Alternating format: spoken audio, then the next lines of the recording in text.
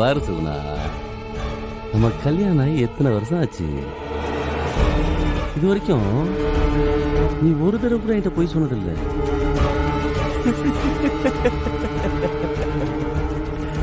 ஆனா நீ கொஞ்ச நேரத்துக்கு முன்னாடி என்கிட்ட சொன்னப்பவே ஒரு டவுட் இருந்துச்சு. அப்ப கூட நீ அவளுக்கு வலிப்பு வர அளவுக்கு கோவப்பட மாட்டேன்னு மட்டும்தான் நினைச்சேன். ஆனா இப்போ உன் முகத்தை பார்த்தாதான் ரொம்ப சந்தேகமா இருக்கு. உண்மையை சொல்லிடு, என்ன நடந்துச்சு சொல்லு. சித்ரா அங்க போனது உண்மைதாங்க.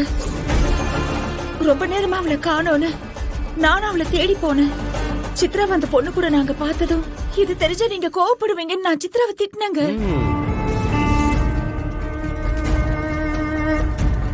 வலிப்பு வந்தவங்களுக்கு இரும்பு மட்டும் கொடுக்க கூடாது, இது மூளையில ஏற்படுற அதிர்வு. அப்புறம் நானும் அந்த பொண்ணும் தான் சித்ராவோட கையும் காலையும் இறுக்கி பிடிச்சோம். அப்புறம் தாங்க அவளுக்கு வலிப்பு நின்னுச்சு. நிஜமாவே நான் அவளை திட்டினதுனால தாங்க வலிப்பு வந்துச்சு.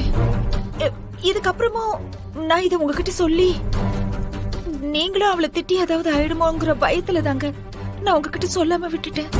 மத்தபடி உங்ககிட்ட நான் எதையும் மறைக்கணுங்கிற எண்ணத்துல இல்லைங்க. என்ன மன்னிச்சிடுங்க. உன் கண்ணு முன்னாடியே இவ்வளோ நடந்ததுக்கு அப்புறமும் நாம இங்க பார்க்க போறோம். இது வீட்டுல தெரிஞ்சா என்ன நடக்கும்னு கொஞ்சம் கூட பயமே இல்லாம அங்க போயிருக்க. சுகுணா, இங்க வா.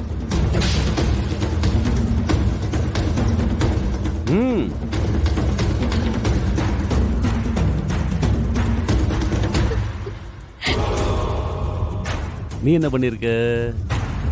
உன் பொண்ணு அங்க போனத என்கிட்டயே நீ மறைச்சிருக்க. புருஷகிட்ட மறைக்கிறவே என்னைக்காவது ஒரு நாள் தெரிஞ்சா என்ன ஆகும்னு உனக்கு பயமே இல்லாம போச்சுல.